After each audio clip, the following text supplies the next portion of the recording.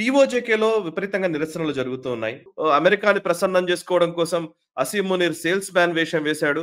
Almost అట్లాంటిదే brief case నుంచి అవేవో rare earth minerals వాటిని చూపించి ఏదో ఒక సేల్స్ చేసే ఒక ప్రయత్నం చేస్తున్నాడు. సో, ఇంకోవైపేమో పాకిస్తాన్‌లో అంతర్గతంగా చాలా కుమ్ములాటలు, లా అండ్ ఆర్డర్ సమస్యలు కనబడుతున్నాయి. కరెక్ట్. ఈరోజు పాకిస్తాన్ చాలా గడ్డు పరిస్థితిలో ఉంది. చాలా కష్టంలో ఉంది అది. మేకపోతు గాంభీర్యం చూపిస్తున్నారు వాళ్ళు. అల్టిమేట్ గా దాని యొక్క ఎఫెక్ట్స్ ఈరోజు చూస్తున్నాం మనము. మొట్టమొదటిది పీఓజేకేలో జరుగుతున్నటువంటి అల్లర్లు. పీఓజేకేలో విపరీతమైనటువంటి సప్రెషన్ చేస్తున్నారు వాళ్ళు. ఫైరింగ్ చేస్తున్నారు. 4-5 చనిపోయారు దాంట్లో. 20-30 మంది గాయాలు తగిలాయి. వాళ్ళని హాస్పిటల్ తీసుకెళ్తే అక్కడ చికిత్స చేయొద్దు అని చెప్పి ప్రభుత్వం వాళ్ళకు ఆదేశాలు ఇచ్చింది. ఇలా చేయి జారిపోతుంటే వాళ్ళు ఏం చేశారంటే వాళ్ళు రిటాలియేట్ అయ్యి పోలీసులను ఈ సెంట్రల్ ఫ్రంటియర్ కానిస్టేబుల్ ఉందో వాళ్ళ మీద దాడులు చేసి వాళ్ళని బందీలుగా తీసుకున్నారు. వాళ్ళని చావు చితకబాదారు. సో ఈ ఆర్మీ కూడా అంటే వాళ్ళ ఆర్మ్డ్ ఫోర్సెస్ కూడా ఏమి చేయలేనటువంటి పరిస్థితి ఈరోజు. అంటే పాకిస్తాన్ ప్రభుత్వం యొక్క కంట్రోల్ ఏదైతే ఉందో జారిపోతుంది అక్కడ. ఆ పరిస్థితి ఈరోజు మనం పీఓజేకేలో చూస్తున్నాం. కానీ ఒక విషయం చాలా కీలకం మనం ఏం గుర్తుపెట్టుకోవాలంటే నేను చాలా ఛానల్స్ చూశాను. ఈవెన్ బాగా పెద్ద పేరు ఉన్నటువంటి ఛానల్స్ కూడా చూశాను. ఇంకా అయిపోయింది పీఓజేకే మన భారతదేశంలో విలీనం అయిపోతుంది అన్న లెవెల్లో వీళ్ళందరూ మాట్లాడుతున్నారు. కానీ అక్కడ జరుగుతున్నటువంటి అల్లర్లు ఏవైతే ఉన్నాయో ఎక్కడ కూడాను మేము భారతదేశంలో విలీనం అవ్వాలి కాబట్టి చేస్తున్నాం అని అనట్లేదు. కొంతమంది అంటున్నారు మేము బహుశా భారతదేశంతో పెంచుకుంటామని చెప్తున్నారు, కానీ అక్కడ ఆజాదీ అని అడుగుతున్నారు, కానీ భారతదేశంకు వెళ్తామని చెప్పట్లేదు. బహుశా వాళ్ళకు భయం ఉండిండొచ్చు. ఆజాదీ అని చెప్తే మనకు భారతదేశంలో విలీనం అవుతాం అని చెప్తే కనుక వాళ్ళని టార్గెట్ చేసి జైల్లో పెట్టి చిత్రహింసలు పెడతారన్న భయం ఉండిండొచ్చు. అది కాదనట్లేదు. కానీ వాళ్ళు ఒక కాఫిర్ దేశంలో రావడానికి సిద్ధంగా లేరు. అది కూడా మనం అర్థం చేసుకోవాలి. వాళ్ళ భావజాలం అంతా ఇస్లామిక్ భావజాలం చాలా డీప్ గా ఉంది. దాన్ని మనం ఇగ్నోర్ చేయకూడదు. సో అది పరిస్థితి. పాకిస్తాన్కి వ్యతిరేకంగా వాళ్ళు ఉద్యమాలు చేస్తున్నారు, కానీ అది భారతదేశంలో కలవడానికో భారతదేశాన్ని సపోర్ట్ చేస్తున్నా జరగట్లేదు. ఈ విషయం మనం గుర్తుపెట్టుకోవాలి.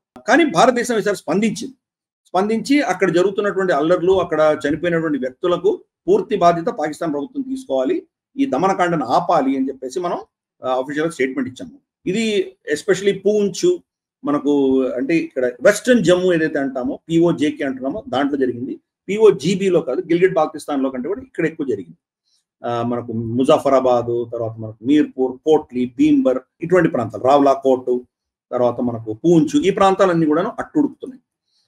వాళ్ళ మెయిన్ డిమాండ్స్ ఏంటంటే అక్కడ ఉన్నటువంటి ప్రాంతాల్లో కొంత మాకు డెవలప్మెంట్ కావాలి, మీకు బడ్జెట్ ఇవ్వలేదు, ఇక్కడ మాకు మౌలికమైన వసతులు కలిగించట్లేదు, మీరు హాస్పిటల్స్ లేవు, వ్యాక్సిన్స్ లేవు, ట్రాన్స్పోర్టేషన్ సరిగా లేదు, ఎలక్ట్రిసిటీ పవర్ లేదు, మా దగ్గర నుంచి విద్యుత్ అంతా మీరు తీసుకొని పంజాబ్లో వాడుకుంటున్నారు, కానీ మాకు విద్యుత్ లేదు, నీళ్లు లేవు. మంగ్లా డ్యామ్ ఉంది ముజాఫరాబాద్ దగ్గర, మంగ్లా డ్యామ్ ఉంది, మన కిషన్ గంగా నది మీద వాళ్ళు కట్టుకున్నారు వాళ్ళు. కానీ ఆ ఊర్లో వాళ్ళకి నీటి ఎద్దడి ఉంది. ఇంతకంటే దారుణం ఏమైనా ఉంటుందో మనం చెప్పొచ్చు కదా. కాబట్టి మొత్తం ఆ వాటర్ పైప్ లైన్ అక్కడి నుంచి డైరెక్ట్ గా వాళ్ళు పంజాబ్ పెట్టుకున్నారు వాళ్ళు. లోకల్ గా ఆ ఊర్లలో ఎవరికి ఏమీ లేదు. దాంతో ఆ నిరసనలన్నీ కూడా చూస్తున్నాం మనం. అఫ్ కోర్స్ వాళ్ళు ఇమ్మీడియట్ గా భారతదేశాన్ని బ్లేమ్ చేస్తారు. మనమే అక్కడ ఈ అరాచకాన్ని సృష్టిస్తున్నాము, వాళ్ళని సపోర్ట్ చేస్తున్నాము అని చెప్తారు వాళ్ళు. చూద్దాం ఇది ఏ దిశగా వెళ్తుందో మనం వేచి చూడాలి. బట్ పాకిస్తాన్ ప్రభుత్వం మాత్రం కొద్ది రోజుల్లో దాన్ని అణిచేస్తారు. ఎందుకంటే ప్రజలు వాళ్ళ ఉద్యమాలు ఎన్ని చేసినా కానీ వీళ్ళ దగ్గర చాలా విపరీతమైన ఫోర్స్ ఉంటుంది. వాళ్ళకేమి నీతి న్యాయం అంటే ఏమి లేదు కాబట్టి అతి కిరాతకంగా దౌర్జన్యంతో దాన్ని అణిచివేసేసేటువంటి పరిస్థితులు మనం చూస్తాం. అన్ఫార్చునేట్, బట్ అదే అక్కడ జరుగుతున్నటువంటి విషయం. రెండు, టీటీపీకి సంబంధించి మనం చూసాము. క్వెట్టాలో జరిగింది ఒక దాడి. క్వెట్టాలో జరిగిన దాడికి అందరూ ఏమనుకున్నారంటే ఇది బహుశా బిఎల్ఏ చేసి ఉండొచ్చు అనుకున్నారు. ఎందుకంటే క్వెట్టా అన్నది బలూచిస్తాన్ ప్రావిన్స్ కి ఇది రాజధాని కాబట్టి బలూచీలే చేసి ఉండొచ్చు అని అనుకున్నారు. కొన్ని గంటల తర్వాత టీటీపీ క్లెయిమ్ చేసింది, మేమే చేశాము ఇది అని చెప్పారు. అండ్ అఫ్ కోర్స్ బలూచీలతో ఒక విధమైనటువంటి ఏదో అవగాహన ఉండిండొచ్చు వాళ్ళకి, మనం లేదని చెప్పలేము మనం. వాళ్ళకి వీళ్ళకి ఫండమెంటల్ డిఫరెన్స్ ఏంటంటే బలూచీలు దాడి జరుగుతుండగానే వాళ్ళు ఒప్పుకుంటారు, మేమే చేస్తున్నాం దాడి అని చెప్తారు. రెండు, అక్కడ చనిపోయేటటువంటి వాళ్ళ సైనికుల పేర్లు వాళ్ళు ఈ షహీద్ అని చెప్పేసి వాళ్ళ పేర్లు అనౌన్స్ చేస్తారు. టీటీపీ అది చెయ్యదు. కాబట్టి టీటీపీ ఇక్కడ ఎవరెవరు చనిపోయారు, ఆత్మహత్య చేసుకుని ఎవరు చనిపోయారు చెప్పలేదు. వాళ్ళు ఇస్తున్నటువంటి కథనం ఏంటంటే మనకు పరాచినార్ ప్రాంతంలో మనకు పెషావర్ దగ్గర ఖైబర్ పఖ్తూన్ఖ్వాలో గత వారం వీళ్ళ పాకిస్తానీ ఎయిర్ ఫోర్స్ వచ్చి ఒక గ్రామాన్ని చంపేసినటువంటి ఉదంతం మనం కూడా గ్లోబల్ రౌండప్ లో చర్చించాం. అది దానికి ప్రతీకారంగా ఇది చేస్తున్నామని వాళ్ళు చెప్పారు. అలాగే మనకు ఇంకొన్ని ప్రాంతంలో వీళ్ళ కాన్వాయ్స్ పెడుతుంటే దాన్ని ల్యాండ్ మైన్స్ పెట్టి పేల్చేశారు. సో టీటీపీ చాలా ఎఫెక్టివ్ గా వాళ్ళ మీద దాడులు చేస్తుంటే వీళ్ళు దాన్ని తట్టుకోలేకుండా ఉన్నారు. కౌంటర్ అటాక్స్ చేయలేకపోతుంది పాకిస్తానీ సైన్యం. సాయంత్రం అయితే రాత్రి అయితే ఎన్నో ప్రాంతాల్లో వాళ్ళు బయటికి రాలేనటువంటి పరిస్థితి. క్వెట్టాలో కూడా వాళ్ళకి రక్షణ లేదంటే ఇంకా మనం అర్థం చేసుకోవచ్చు. చిన్న చిన్న ప్రాంతాల్లో వాళ్ళ పరిస్థితి ఏంటో అర్థం చేసుకోవచ్చు. అందుకని అటు తెహ్రీకే తాలిబాన్ పాకిస్తాన్ కావచ్చు, ఇటు బిఎల్ఏ కావచ్చు, ఇద్దరు కూడాను ఈ 2 ప్రావిన్సెస్ లో అరాచకం సృష్టిస్తున్నారు. పాకిస్తాన్ చేయి జారిపోతున్నాయి. మొట్టమొదటిసారి టీటీపీ బలూచిస్తాన్ లో వచ్చి యాక్షన్ చేస్తాం.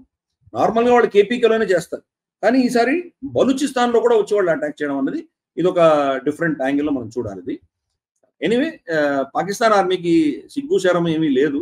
చైనాకు అమ్మేశారు ఫస్ట్ బలూచిస్తాన్ అంతా కూడాను. సిపిసి మనం చైనా పాకిస్తాన్ ఎకనామిక్ కారిడోర్ పేరిట మొత్తం అమ్మేసుకున్నారు. ఇప్పుడు మళ్ళీ అమెరికాకు దాన్నే అమ్మే ప్రయత్నం చేస్తున్నారు. అసీం మునీర్ అక్కడ రేర్ మినరల్స్ చూపించడం డొనాల్డ్ ట్రంప్ కి ఎంత హాస్యాస్పదమో మనం చూసాం. వాళ్ళ ఓన్ సెనేటర్ వాళ్ళ పార్లమెంట్ లో లేచి ఇంతకంటే సిగ్గుచేటు ఇంకేమైనా ఉందా, ఒక సైన్యాధ్యక్షుడై ఉండి ఒక సేల్స్ మెన్ లా పనిచేస్తున్నాడు, చాలా దారుణంగా ఉంది అని చెప్పేసి అతను ఎండగట్టాడు ప్రభుత్వాన్ని, తర్వాత అసీం మునీర్ని. ఏమి మారల్స్ లేవు, స్క్రూపుల్స్ లేవు, ఏమీ లేవు. కాబట్టి మరి అంతకంటే ఏం చేయలేం మనం పాకిస్తాన్. సో ఇక్కడ ఇన్ని ప్రాబ్లమ్స్ ఉండగా భారత వ్యతిరేకత, భారతదేశాన్ని వ్యతిరేకంగా ఏదో చేయాలి అన్నటువంటి ఒక కక్ష, ఒక విధమైనటువంటి విషయం ఏదైతే ఉందో దాంట్లో మాత్రం ఎటువంటి మార్పు లేదు.